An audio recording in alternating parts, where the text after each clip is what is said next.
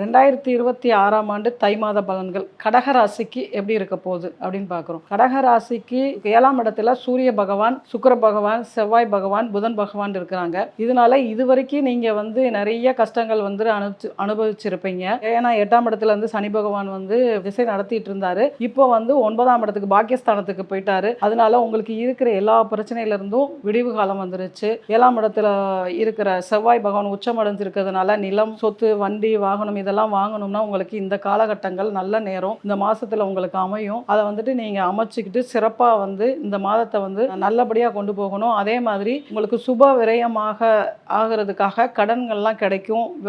பேங்க்ல லோன் கேட்டீங்கன்னா கிடைக்கும், அதிகமாகவே கிடைக்கும். அதை நல்லபடியாக பயன்படுத்தி மேலும் மேலும் உங்களோட சொத்துக்களுடைய அளவுகளை சொத்துக்கள் வாங்குறதுக்கு இது ரொம்ப நல்ல நேரமாக அமையும்.